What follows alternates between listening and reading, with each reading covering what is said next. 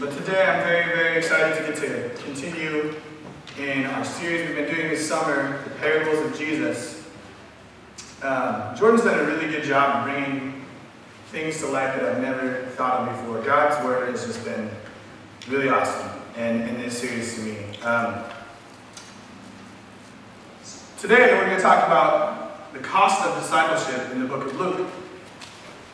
And before we get going, I want to just talk about what a disciple is, because I don't want to assume anybody just knows what that is. We don't use that outside of the church very often. You don't see it outside of Scripture, but it's a follower, someone who sits under the teachings of somebody. So I started to think, first thing that comes to my head in 2018, when you think of the word follower, if I'm honest, I think of Twitter, so social media. And to follow somebody on Twitter is very, very easy. It's very safe. You can sit behind your computer and just safely appreciate the things that they say, they post. I mean, it's the same thing in Facebook and Instagram and all these other forms of social media, but we use that same language to follow somebody. So following now is very safe and very easy. I remember being little, and I know this game's probably not that popular anymore, but like wanting to play follow the leader because my mom had a daycare and there's always kids in my house, and little kids want to play this game, but you want everyone to go where you go and do what you do because they think that you're the best person for that job. It's paying respects. You should be the leader. But in this case, it's so easy to follow and unfollow somebody as far as social media goes. And that's the language we use all the time. So I have this many followers, I follow this person. It's just a safe appreciation for something. It's very safe to follow somebody. But today we're specifically talking about the cost of following Jesus. And the cost is much more expensive. And the reward is so much greater. Stuff we can't even fathom. I was listening to Francis Chan, and he had a sermon on the same text out of Luke, the cost of being a disciple. And somehow he preached on the same text for an hour, and I'll tell you today that I will not preach for an hour. But he started just by talking about how, first thought, you think maybe, everyone knows the Bible, what the Bible is at least. It's popular, but if you actually think about the teachings in Scripture, it's not very popular. It's convicting. It's difficult, even for believers. And if we are to talk about Scripture outside of the church, it's even less popular. It holds you to something that you don't want to be. It's everything that feels difficult. It's going against the grain.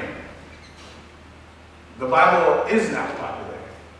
And we can, debate about that, but if we're really real about what Scripture says and the way that it makes us feel as we go through it, often we hear the good things about we're saved by Jesus, but also we're held to something that we're not accomplishing.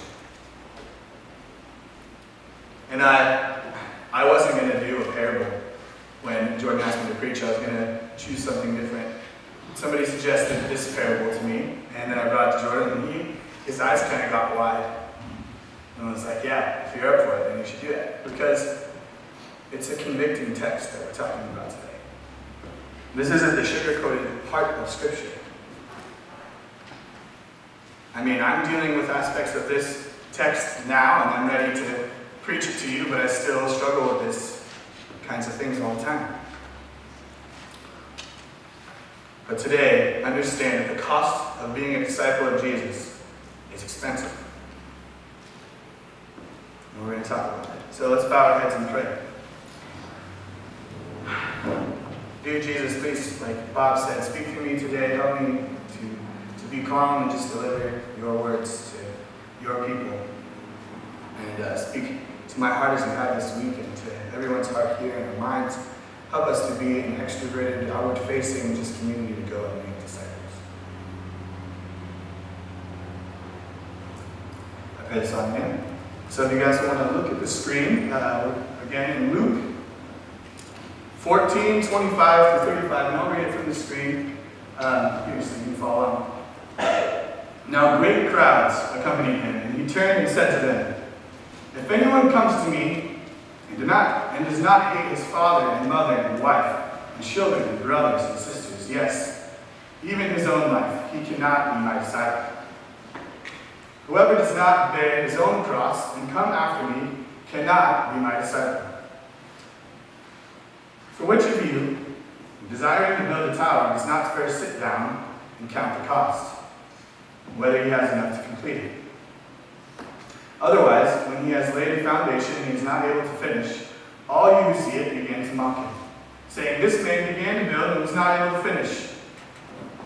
Or what a king, going out to encounter another king in war, will not sit down, first to deliberate whether he is able with 10,000 to meet him who comes against him with 20,000. And if not, while the other is yet a great way off, he sends a delegation and asks for terms of peace. So therefore, any one of you who does not renounce all he has cannot be my disciple." Actually, we're going to stop right there. So up until now, in the book of Luke, we know Jesus is on his way to Jerusalem. He's developed a following because of his teachings, his miracles, the healings. There's just story after story of Jesus, and he has this big following. Because if you're to follow him, maybe he'll do something for you.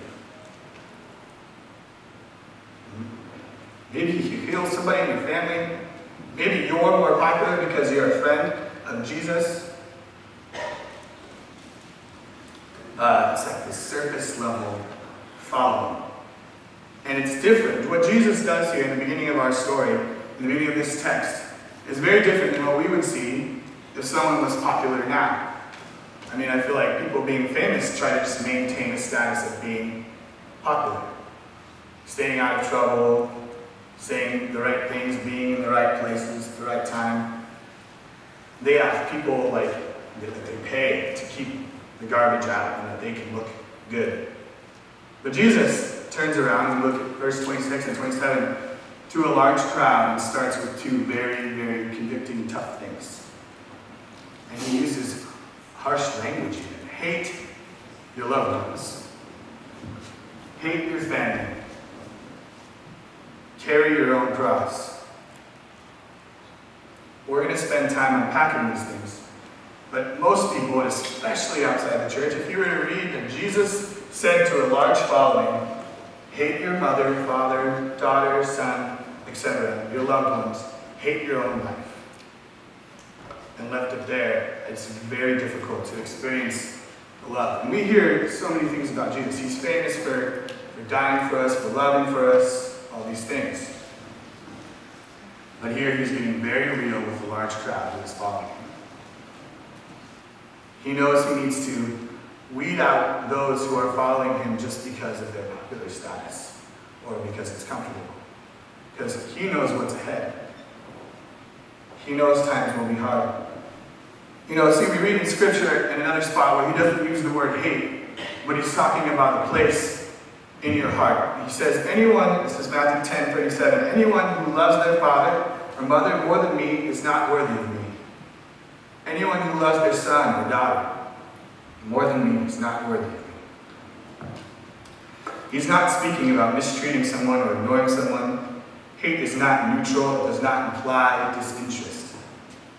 He's using hyperbole, an overstatement to make a point, to challenge with maximum impact. And he's just contrasting our allegiance to him, saying what matters most to you. What do you love? I need to be number one over that. This is not popular. This is not easy. And this is what he's calling us to. This is the cost of being a disciple. It's really tough to see the love here. And often this is where people want to turn away, even us in the church. I'll pick and choose what parts seem conducive for my life, but other than that, I'm not really willing to do this. But Jesus, he's cool. I'll safely appreciate him in the aspects that I get to go to a church and do the things that are comfortable. But this is the guy who taught us to love. He went to the cross for an unworthy, unloving people and died a very shameful death on a cross. And because he loves you, he says, hey, come follow me. Because I did this for you. Trust that I will take care of you. I will take care of these people. Because I love them. And we talk about our loved one in place of our heart over him. 1 John 4 says, Beloved, let us love one another, for love is from God, and everyone who loves is born of God and knows God. If you can't love Jesus, can you really love anyone at all? Our earthly understanding of love is just what are you doing for me? What am I doing for you? What am I getting out of this? How consistent and committed am I? But if we think about who Jesus is, he does all those things. He's done everything for us. He's very committed to us. And he wants that relationship with us in return. I gotta have this picture in my head as God is calling us to go and follow him. But I'm standing, like you see Jesus off in the distance, but I'm pointing and saying, well, what about them? What about my mom? What about this person? Not that they aren't followers, but just, are you considering them? But isn't it foolish of me to think the man that went to the cross for all people has forgotten them?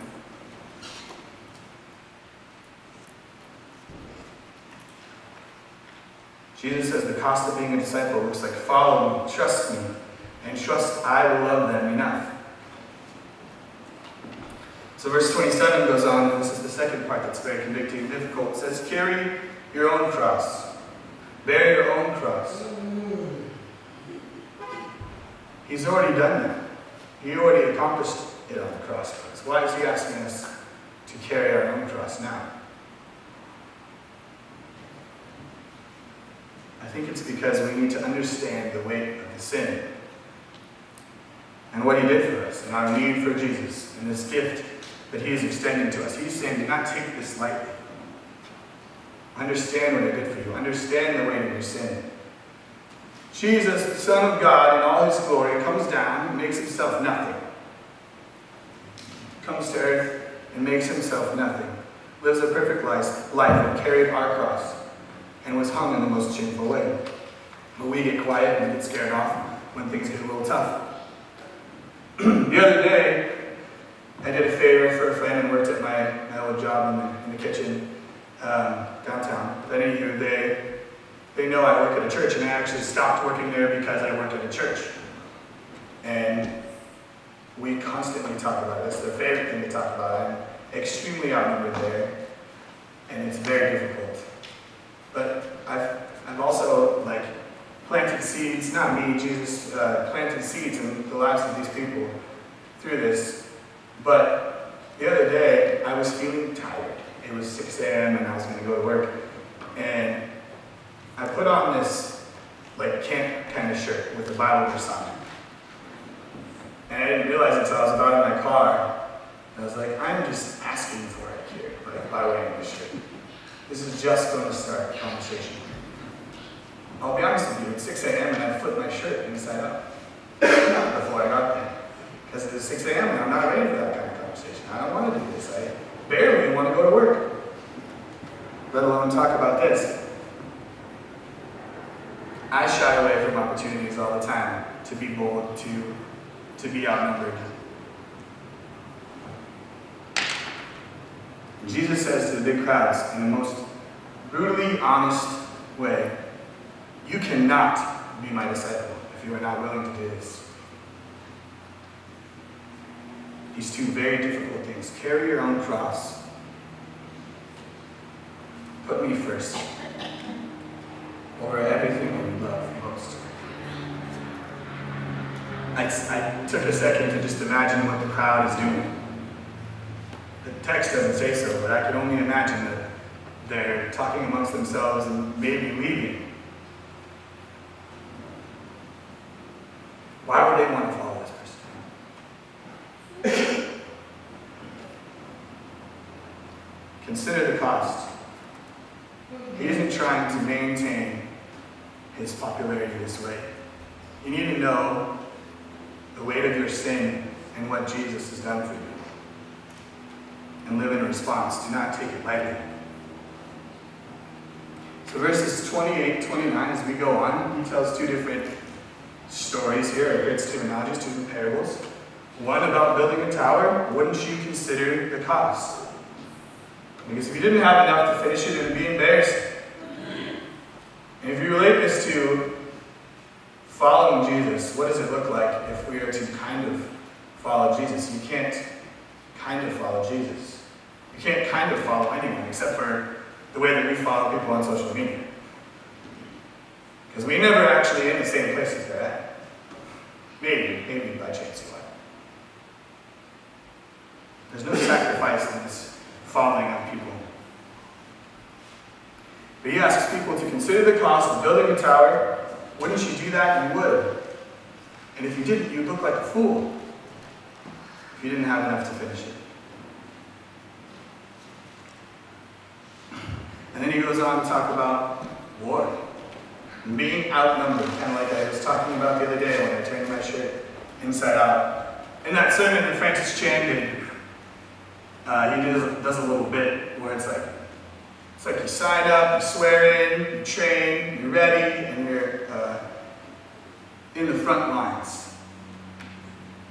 And when you get there, and they shoot at you, you turn around to your sergeant, they were shooting at me! What is his response? This is often the way Jesus, I feel, is responding to us. Yeah. I never said that they weren't going to hate you. No, they hated me first. And they hung me on a cross. But I did it for you.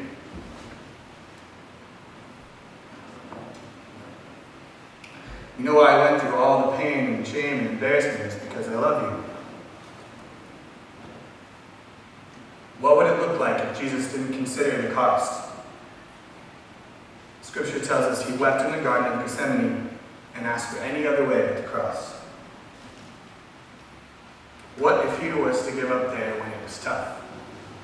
I mean, he knew the cost. He knew it was expensive. He knew it was everything. But he trusted who God is and the will of God in his life. And we choose to reject this gift on a daily basis. When Scripture talks about Jesus sweating blood because of the stress. Even after this, it's just like not to be taken lightly.